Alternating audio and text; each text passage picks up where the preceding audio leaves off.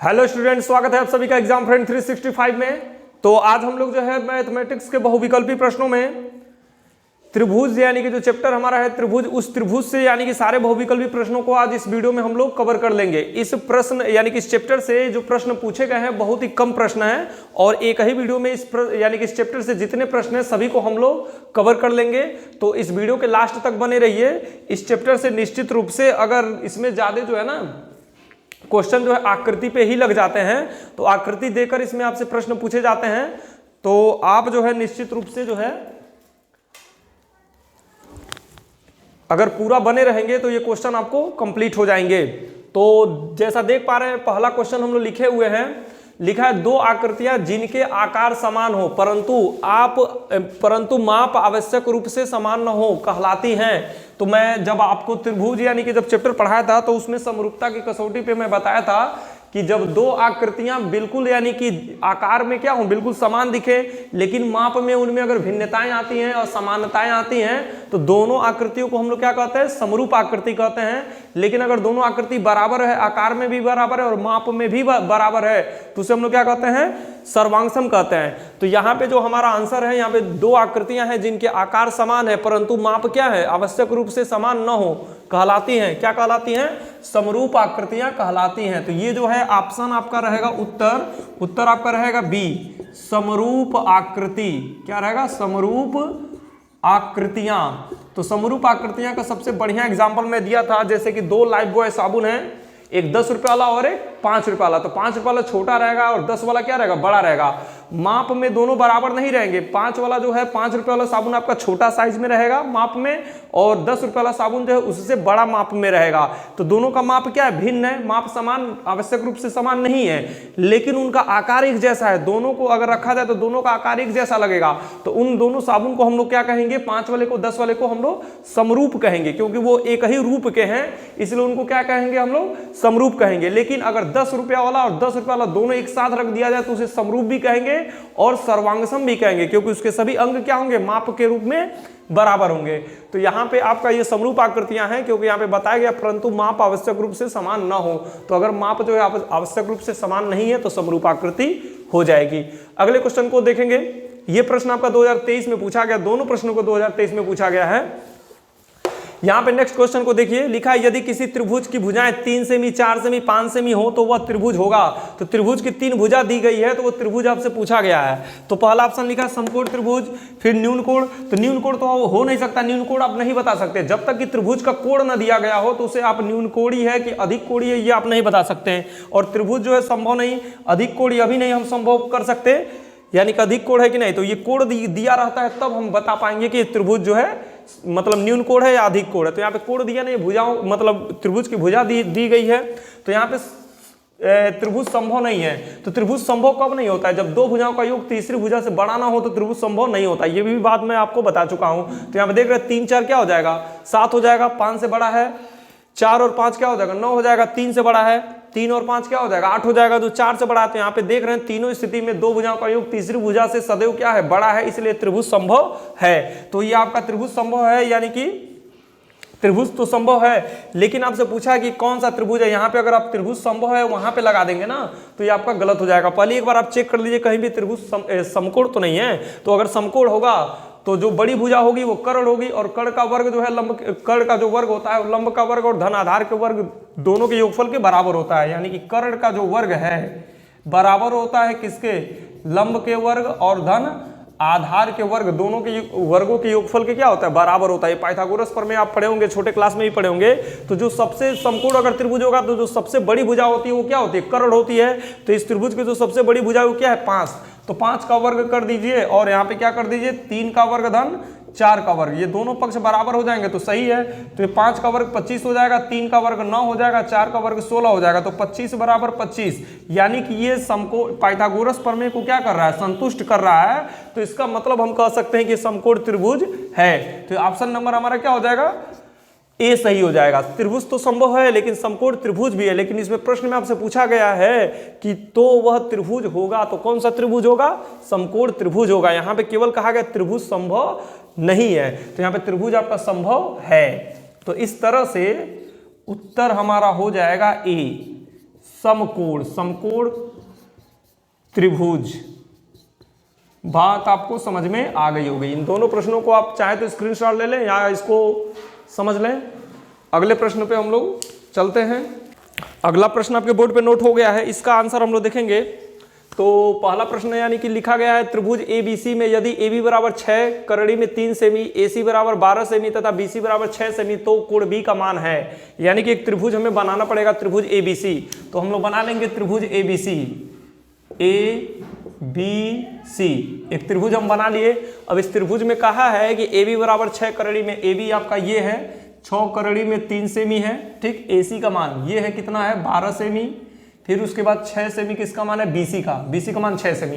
तो ये त्रिभुज है, इस त्रिभुज में तीनों भुजा दी गई है, तो कोण B का मान पूछा है। तो जब कोण B आपसे पूछ ले, ये कोण आपसे पूछ ले, तो समझ लेना कि ये समकोण त्रिभुज ही होगा। अगर समकोण त्रिभुज है तो यानी कि ये कर्ण होगा, क्या होगा कर्ण, ये लंब हो जाएगा और ये आधार हो जाएगा। तो अभी मैं पाइथागोरस प्रमेय पिछले क्वेश्चन में यानी कि मैं पाइथागोरस प्रमेय बताया, अगर पाइथागोरस प्रमेय को संतुष्ट करता है तो ये क्या हो जाएगा 90 अंश, यानी कि समकोण त्रिभुज हो जाएगा। तो कोण B क्या हो जाएगा 90 अंश का हो जाएगा। तो हम देखेंगे संतुष्ट कर रहा है कि नहीं कर रहा है। तो आपको पता है कि कर्ण का वर्ग जो है बराबर होता है किसके, लंब के वर्ग धन आधार का वर्ग के बराबर होता है। तो कर्ण इसमें कौन है 12, तो 12 का वर्ग कर दिए, लंब क्या है 6 करड़ी में 3, इसका वर्ग कर दीजिए, धन आधार क्या है 6 का वर्ग कर दीजिए। तो 12 का वर्ग 144 होता है, आपको पता होगा, बराबर 6 का वर्ग हो जाएगा 36 गुणे, ये आप देख पा रहे हैं करड़ी में 3 का वर्ग करेंगे तो क्या हो जाएगा 3, और धन 6 का वर्ग कितना हो जाएगा 36। तो 144 बराबर 3 6 के 18 के 8 हासिल 1, 3 3 के 9 1 10, 108 और धन 36। तो 144 और इसको जोड़िए 8 14 के 4 हासिल 1, 3 और 1 3 0 3 और 1 हासिल के 4, 144 यानी कि संतुष्ट होता है। पाइथागोरस प्रमेय को क्या करता है संतुष्ट करता है। तो इसका मतलब समकोण त्रिभुज है, तो ये कोण B कितना हो जाएगा 90 अंश, समकोण त्रिभुज है तो 90 अंश हो जाएगा। तो इसलिए ऑप्शन हमारा क्या हो जाएगा, option number B correct answer हो जाएगा। तो उत्तर हो जाएगा आपका B 90 अंश।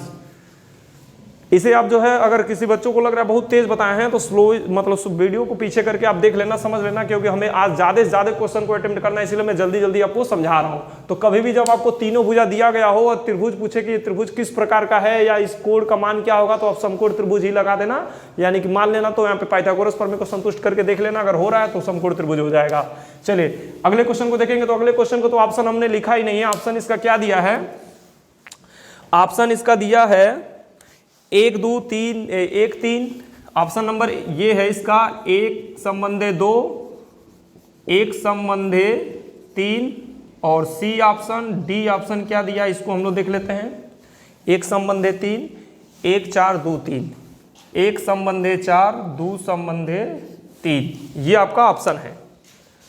तो इसको हम लोग देख लेते हैं ये सवाल किस प्रकार का है। इस सवाल में कहा है चित्र में, तो चित्र बनाना पड़ेगा। इसका चित्र हम बनाए नहीं है, चित्र इसका चित्र जो है आपको सवाल के साथ इसका चित्र जो है दिया गया है। इस प्रकार जो इसका चित्र है, इसका नाम जो है आपका ABCPQ, ABCPQ। चलिए सवाल तो मैं मतलब क्वेश्चन पूर्ण कर दिया, क्वेश्चन पूर्ण नहीं था। देख पा रहे हैं प्रश्न कितना महत्वपूर्ण है। इस प्रश्न को 23 में 22 में 20 में 19 में लगातार इस प्रश्न को पूछा गया है। तो देख पा रहे हैं लिखा है चित्र में त्रिभुज ABC के आधार BC के समांतर, त्रिभुज ABC में आधार BC के समांतर PQ, आधार BC के समांतर PQ खींचा गया है। एक त्रिभुज ABC जिसका आधार है BC, इस आधार BC के समांतर एक PQ खींचा गया है। यदि PQ संबंधे BC यानी कि PQ संबंधे BC इन दोनों का जो अनुपात है वो कितना 1 संबंधे 3 हो, तो AP और PB का अनुपात होगा, यानी कि AP और PB अगर इन दोनों का अनुपात दिया है तो इन दोनों का आपका अनुपात पूछा है। PB और PQ और BC का अनुपात, PQ और BC का अनुपात 1 संबंधित 3 दिया है। तो आपसे पूछा गया है ना एक यानी कि AP बटे PB यानी कि AP और PB का अनुपात क्या होगा। तो यहाँ पे 4 ऑप्शन है, इन 4 ऑप्शन में आपको बताना है कि AP और PB का अनुपात क्या होगा। ये बहुत इंपॉर्टेंट प्रश्न है, इस प्रश्न को कई बार एग्जाम में पूछा जाता है। इसको हम लोग फटाफट करते हैं। तो आप देख पा रहे हैं यहाँ पे इस क्वेश्चन को हम लोग लगाएंगे। यहाँ पे देख पा रहे हैं चित्र में लिखा है ABC के समांतर यानी कि इसके समांतर ये खींचा गया है। तो आपको पता होगा ये छोटा वाला त्रिभुज APQ और त्रिभुज ABC ये दोनों क्या है आपस में समरूप है। आपको तो ये पता होगा कि ये जो त्रिभुज है त्रिभुज ए पी क्यू समरूप होगा किसके? त्रिभुज ए बी सी के। ये दोनों त्रिभुज आपस में क्या है? समरूप है, छोटा वाला और पूरा बड़ा वाला त्रिभुज। तो अगर दो त्रिभुज आपस में समरूप होते हैं तो उनकी संगत भुजाएं क्या होती है? समानुपातिक होती है। तो इनकी भी संगत भुजाएं क्या होंगी? समानुपातिक होंगी। तो इनकी छोटे वाले त्रिभुज की भुजा क्या है? ए पी बटे बड़े वाले त्रिभुज की संगत भुजा क्या हो जाएगी? ए बी बराबर इसकी संगत भुजा यानी कि पी क्यू, पी क्यू बटे क्या हो जाएगा? इसकी संगत भुजा क्या है? B C. आप देख पा रहे हैं यहाँ पे, यानी कि इसकी ये छोटे वाले त्रिभुज की भुजा और ये बड़े वाले त्रिभुज की भुजा, ये छोटे वाले त्रिभुज की भुजा और ये बड़े वाले त्रिभुज की भुजा, ये दोनों भुजाएं संगत हैं। इन्हीं दोनों भुजाओं का अनुपात हमें पता करना है। इसका दिया है। तो आप देख पा रहे हैं एपी बटे ए बी का मान हमें नहीं पता है, ना ही एपी का मान पता है ना ए बी का मान पता है, लेकिन पी क्यू बटे बी सी, तो पी क्यू और बी सी का अनुपात हमें पता है। बी सी को यहाँ पे मैं गलत लिख जाऊँ, पी क्यू संबंध बी सी का अनुपात 1 संबंध 3 है। तो पी क्यू बटे बी सी का मान 1 बटे क्या हो जाएगा? 3। तो इससे हमें पता चला कि ए पी का मान 1 है और ए बी का मान कितना है? 3। यानी कि ए पी कितना है? 1 है, 1 इकाई है, और ए बी कितना है आपका? ए बी यानी कि यहाँ से यहाँ तक लेकर कितना है? 3 है। बात आपको समझ में आ गया होगा। यानी कि ए पी है 1 और ए बी है 3, तो इसका मतलब पूरा 3 है और ये 1 है, तो ये कितना होगा आपका?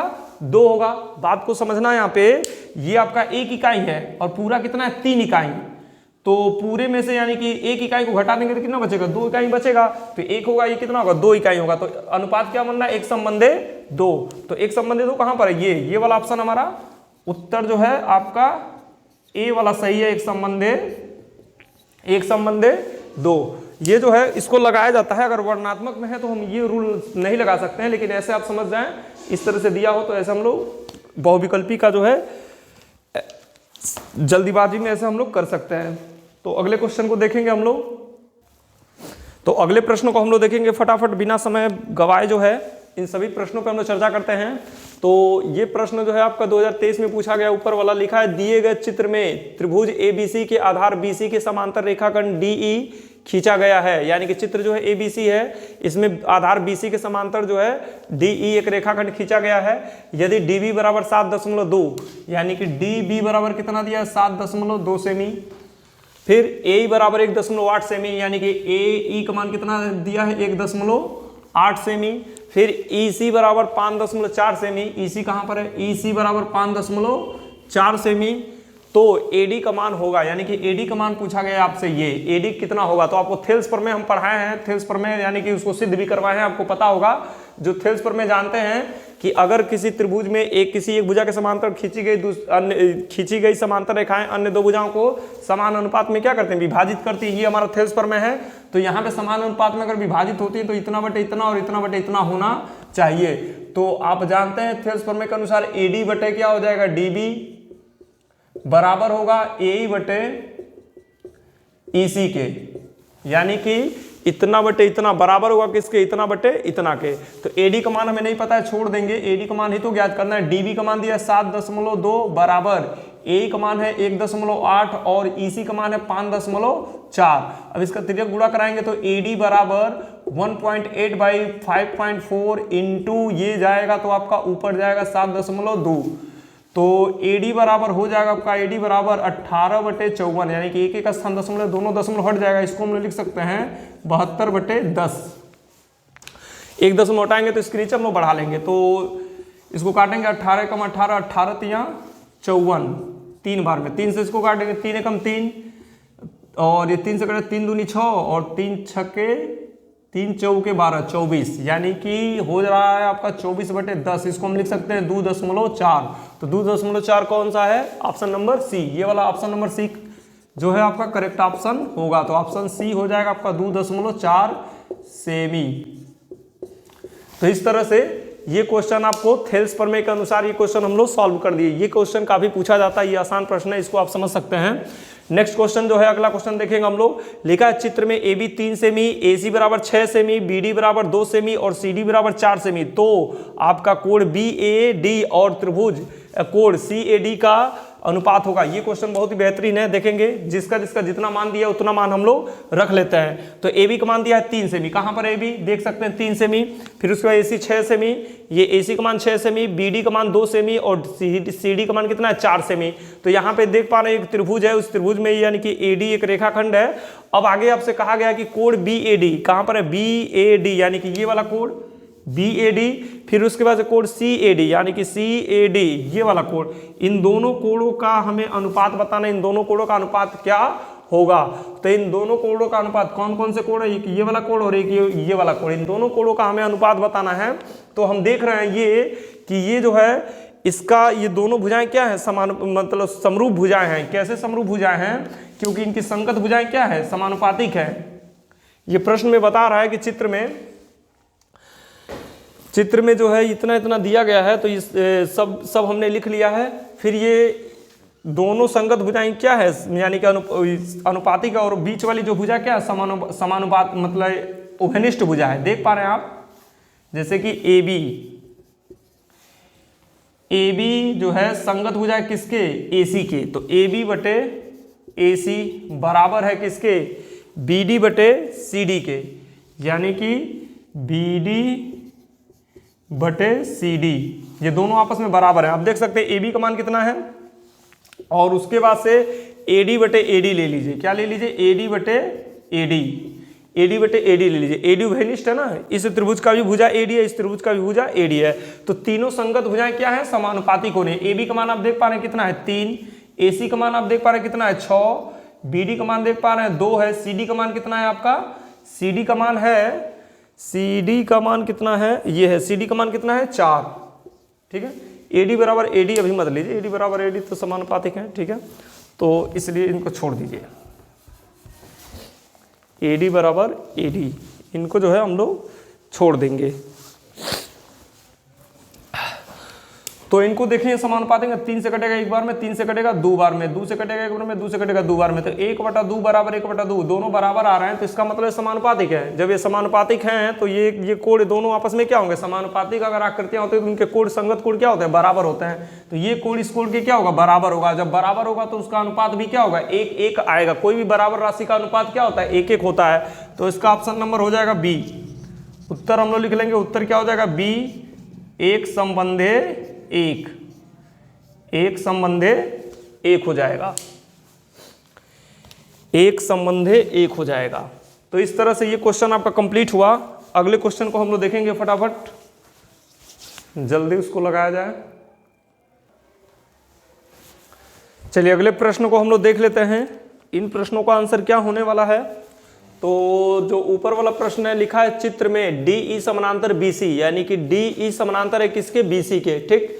यदि ए डी बराबर यक्स और डी बी बराबर यक्स माइनस 2, ए डी का मान कितना है, ए डी आप देख रहे हैं ये है, ए डी बराबर कितना है यक्स, और बी डी बी बराबर यक्स माइनस 2, यानी कि इसका मान जो है यक्स माइनस 2 है। फिर ए ई बराबर यक्स धन 2, ए ई का मान कितना है, यक्स धन 2 है, और ई सी बराबर यक्स माइनस 1 है, ई सी ये है, एक्स माइनस 1 है। तो x का आपको मान ज्ञात करना है। तो यह भी हमारा पिछले क्वेश्चन के जैसे ही रहेगा, थेल्स प्रमेय पे आधारित, यानी कि थेल्स प्रमेय आपको पता है कि जब ये दोनों समांतर हैं तो इतना बटे इतना और इतना बटे इतना दोनों आपका बराबर होगा। यानी कि हम कह सकते हैं कि ए डी बटे हो जाएगा आपका डी बी बराबर ए ई बटे हो जाएगा आपका ई सी, ठीक है, थेल्स प्रमेय से। तो ए डी का मान हो जाएगा यक्स बटे एक्स माइनस 2 बराबर ए का मान जो है यक्स धन 2 बटे हो जाएगा यक्स माइनस 1। तिर्यक गुणा करा देंगे, तिर्यक गुणा कराएंगे तो इसका गुणा इसमें कराएंगे ना, तो हो जाएगा यक्स स्क्वायर माइनस एक्स बराबर इनका गुणा इनके साथ करेंगे तो यक्स माइनस 2 और यक्स धन 2, तो ए धन बी ए माइनस बी को टाइम में तो ए स्क्वायर माइनस बी स्क्वायर, तो यक्स का स्क्वायर माइनस 4, 2 का स्क्वायर हो जाएगा 4। तो इस तरह से आप देख पा रहे हैं। तो यहाँ पे आपका स्क्वायर से स्क्वायर कट जाएगा, स्क्वायर से स्क्वायर कटेगा तो माइनस एक्स बराबर माइनस 4, तो माइनस से माइनस भी कट जाएगा तो यक्स का मान कितना हो जाएगा 4। तो कौन सा आंसर हमारा सही होगा, इसमें ऑप्शन क्या दिया, असत्य असत्य, ये क्या कह रहा है, यानी कह रहा है यक्स का मान 1 होगा, यानी कि यक्स का मान 1 होगा। तो यक्स का मान 1 नहीं है, यहाँ पे यक्स का मान देख रहे हैं क्या है 4 है, तो इसलिए हम ऑप्शन क्या लगाएंगे, असत्य लगाएंगे, यानी कि उत्तर इसका क्या हो जाएगा, उत्तर हो जाएगा आपका बी। ये क्या है, असत्य है।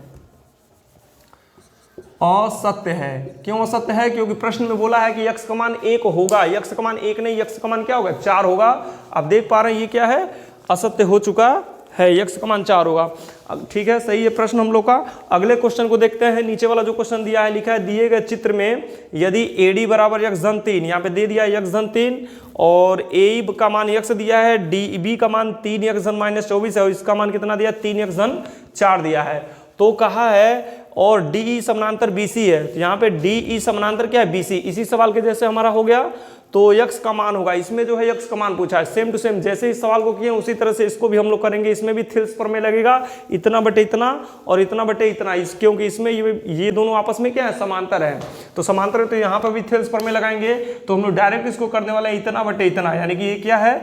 यक्स धन 3 बटे 3 यक्स धन 19 बराबर हो जाएगा किसके? यक्स बटे, ये आप देख पा रहे हैं यहाँ पे कितना है? 3 यक्स धन 4। हम लोग जल्दीबाजी में यानी कि इसको नहीं दिखला रहे हैं, डायरेक्ट हम इतना बटे इसके मान को ही बटा में रख लिए, डायरेक्ट मान को रख लिए इतना बटे इतना और बराबर इतना बटे इतना कर लिए। अब इसमें हम लोग तिर्यक गुणा कराएंगे, तो तिर्यक गुणा कराए हैं तो इसका गुणा इसके साथ करेंगे, तो पहले यक्स का गुणा 3 यक्स के साथ होगा तो 3 यक्स के घात 2 हो जाएगा, फिर यक्स का गुणा 4 में होगा तो हो जाएगा धन 4 यक्स। पहले पद से दोनों पदों में गुणा किए, दूसरे पद से दोनों पदों में गुणा करेंगे तो 3 तरीके 9 यक्स और धन 3 चौके 12, तो इसका गुणा इन दोनों का गुणा हुआ तो इतना व्यंजक प्राप्त हुआ। फिर इन दोनों का गुणा करेंगे तो यक्स से ही करना है, तो यक्स से करेंगे तो 3 यक्स के घात 2 हो जाएगा, फिर यहाँ पे धन 19 यक्स हो जाएगा। तो 3 यक्स के घात 2, 3 यक्स के घात 2 इधर आएगा तो माइनस हो जाएगा, यानी कि इसको हम यहीं पे कैंसिल कर दे रहे हैं। अब ये जो है 4 यक्स और 9 यक्स कितना हो जाएगा? यहाँ पे 13 यक्स, और इसको लेकर आएंगे तो -19 यक्स बराबर, यहाँ पे क्या बचेगा आपका? कुछ नहीं, 0 है। और इधर इसको हम लेकर जाएंगे 12 को इधर, तो यहाँ पे -12 हो जाएगा। अचर पद तो 12 है। ठीक है, अब आपको समझ में आया होगा। यहाँ पे आप देख पा रहे हैं -19 और धन 13 है, तो यहाँ पे हो जाएगा -6 यक्स बराबर -12। तो यक्स का मान निकालेंगे तो -12 बटे -6, तो माइनस से माइनस कट गया, 6 से एक बार में, 6 से 2 बार में, तो यक्स का मान जो है कितना प्राप्त हुआ है? 2। तो कौन सा ऑप्शन सही होगा? Option number C. Option number C सही होगा, यानी कि 2 सेमी। कितना हो जाएगा? 2 सेमी। ये जो हमारा यक्स का मान है यहाँ से कितना प्राप्त हुआ? 2 सेमी। ये दिखाई दे रहा है कि नहीं? दिखाई दे रहा है, देखते हैं 1 मिनट। हाँ, दिखाई तो दे रहा है। ठीक है, तो x का मान 2 सेमी। इस तरह से दोनों क्वेश्चन जो है ये 2019 से 2023 से दोनों प्रश्न इंपॉर्टेंट है। ऐसे प्रश्न आपको जो है परीक्षा में देखने को मिलेगा। आपको सेट में उठाए होंगे तो आपको ये प्रश्न जरूर दिखा होगा।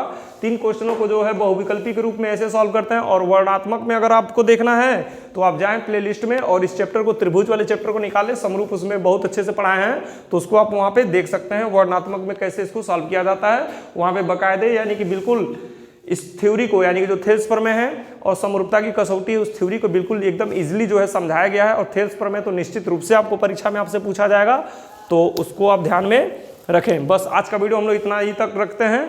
बाकी क्वेश्चन हम लोग इस पार्ट का क्वेश्चन पे, मतलब इस पार्ट के क्वेश्चन पे डिस्कस नहीं करेंगे। अब हम लोग अगले क्वेश्चन को अगले पार्ट से लेंगे, यानी कि अगला जो है हम लोग का पार्ट क्या रहेगा? निर्देशांक ज्यामिति। तो नेक्स्ट हम लोग का निर्देशांक ज्यामिति से जो बहुविकल्पी प्रश्न होगा वो निर्देशांक ज्यामिति से होगा। उसके बाद हम लोग त्रिकोणमिति पे देखेंगे।